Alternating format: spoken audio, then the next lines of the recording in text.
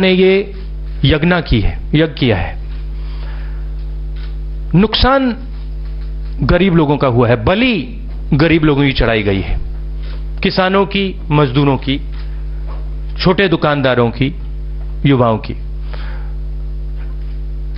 इन सब ग्रुप्स को नुकसान हुआ है और इस नुकसान के लिए सरकार को इनको कॉम्पेंसेशन देना चाहिए। तो कॉम्पेंसेशन किस प्रकार से देना चाहिए, यह कांग्रेस पार्टी डिमांड कर रही है। सबसे पहले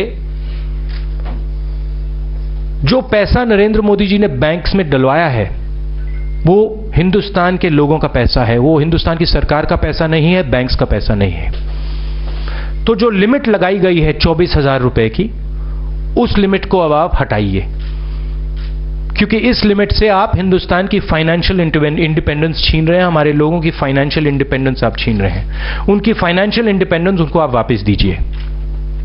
दूसरी बात, किसान को जबरदस्त चोट लगी है, किसान का आप कर्जा माफ कीजिए और 20% एमएसपी पे आप बोनस दीजिए, जो उनका अभी पिछले 2 महीने में नुकसान हुआ है। बीपीएल परिवार की हर महिला को आप 25,000 रुपए दीजिए, उनके बैंक में, उनके अकाउंट में आप डालिए।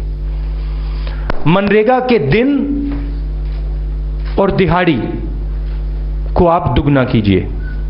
और आखिरी बात, जो हमारे छोटे दुकानदार हैं जिनको जबरदस्त चोट लगी है, सेल्स टैक्स और इनकम टैक्स में उनको 50% छूट दीजिए।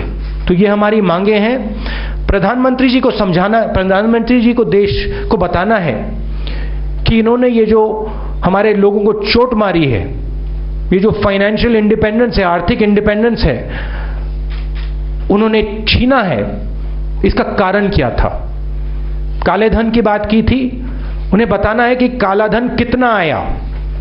उन्होंने कहा था कि जो लोग स्विस बैंक अकाउंट्स रखे हैं उनके नाम निकालेंगे।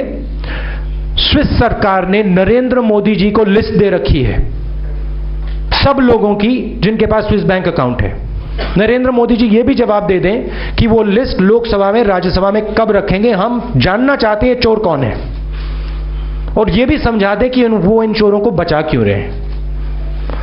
आप सबको कांग्रेस फाउंडेशन डे की बहुत बहुत मुबारक। धन्यवाद।